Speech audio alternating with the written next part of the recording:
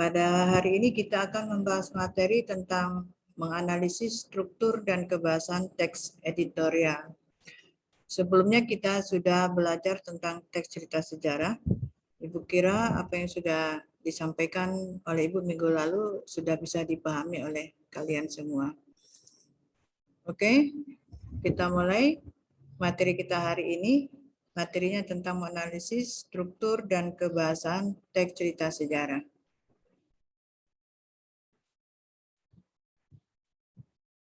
Dari materi ini, KD yang mau Ibu jelaskan, 33 KD-nya yaitu menganalisis struktur dan kebahasaan teks editorial, itu KD pengetahuannya, kemudian KD keterampilannya 4.3, merancang teks editorial dengan memperhatikan struktur dan kebahasaan baik secara lisan maupun tulisan. Adapun yang mau dicapai dari KD tersebut, nantinya kalian bisa pertama menyebutkan pengertian teks editorial.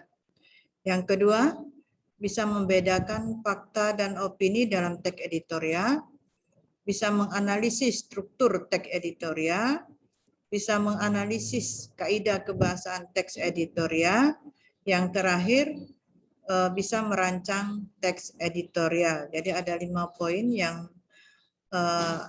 akan dipahami oleh kalian dari materi ini. Selanjutnya, ini contoh teks editorial. Ya, Ibu bacakan teksnya. Judulnya pentingnya meningkatkan pelayanan rumah sakit. Pada tahun lalu banyak masyarakat mengadu mengenai pelayanan kesehatan yang berada di rumah sakit Indonesia. Satu di antara keluhan masyarakat yaitu penanganan dokter untuk melayani pasien yang kurang memuaskan. Seharusnya pemerintah lebih mengutamakan bidang kesehatan dengan cara membarui atau meningkatkan mutu setiap dokter di Indonesia.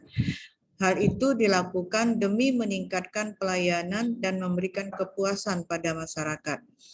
Terdapat pengaduan yang berjumlah sekitar 268 dan dilaporkan kepada Kementerian Kesehatan.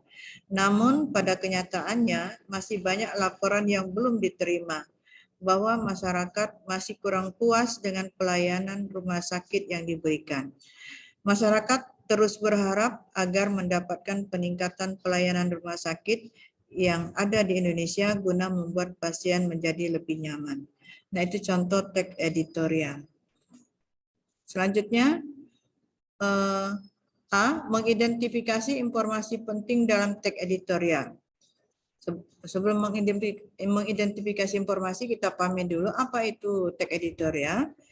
Teks editorial adalah artikel utama yang ditulis oleh redaktur koran yang merupakan pandangan redaksi terhadap suatu peristiwa atau berita aktual atau yang sedang menjadi sorotan, fenomenal, dan kontroversial atau menimbulkan perbedaan pendapat.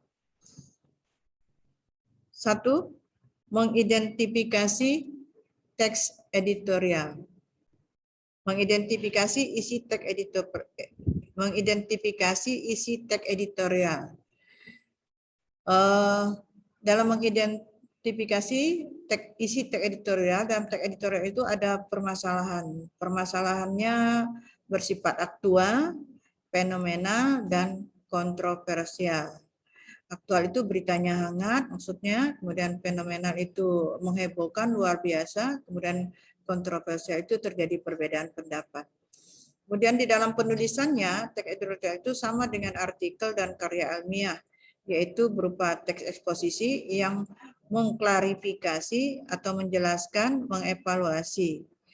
Polanya bisa dalam bentuk contoh, proses, sebab akibat, klasifikasi, definisi, analisis, komparasi, dan kontras. B. Menyeleksi ragam informasi. Informasi dalam teks editorial bisa bersifat aktualitas, bisa bersifat kontroversial, bisa bersifat fenomenal. Yang kedua, menyampaikan pendapat disertai argumen pendukung.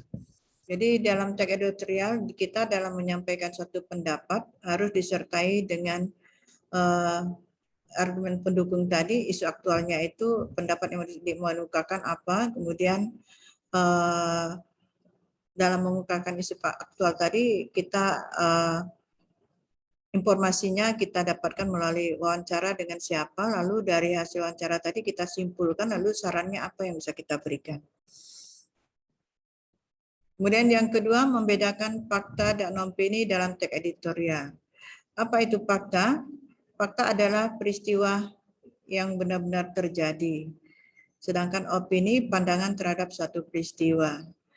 Fakta ada data-data ya yang bisa dipertanggungjawabkan oleh kita, kemudian opini tidak ada data ya. Fakta itu tidak terbantahkan data-datanya, sedangkan opini bisa terbantahkan sehingga menimbulkan beragam pendapat. Opini dalam teks editorial dibagi menjadi 5. Pertama, opini yang bersifat kritik, opini yang bersifat penilaian, opini yang bersifat prediksi, opini yang bersifat harapan, dan opini yang bersifat saran. B. Menganalisis struktur dan kebahasan teks editorial. Struktur teks editorial itu ada 3. Yang pertama tesis, yang kedua argumentasi, yang ketiga penegasan. Tesis biasanya ada pada paragraf pertama, sedangkan argumentasi ada pada paragraf kedua, ketiga, keempat, dan seterusnya.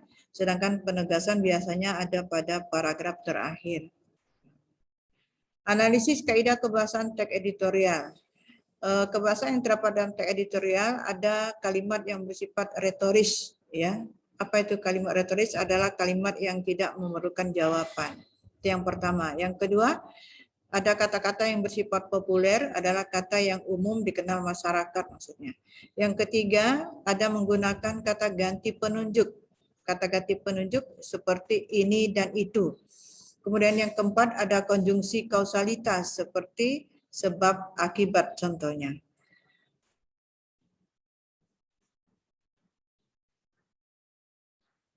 Cara menyusun argumen dalam teks editorial. Pertama, bacalah teks berita, lalu yang kedua cari data-data sesuai teks berita yang dibaca, lalu buatlah pendapat sesuai dengan fakta yang ada. Kemudian 4, simpulkan dan rekomendasi. Yang kelima, menulis teks editorial. Ini contoh teks editorial. Contohnya dibaca, nanti dari contoh teks ini ada latihan yang mau dikerjakan oleh kalian. Ya, itu contoh teks editorialnya. Dari contoh teks editorial tadi Anda jawab pertanyaannya. Pertama, jelaskan pengertian teks editorial. Ya, itu yang pertama.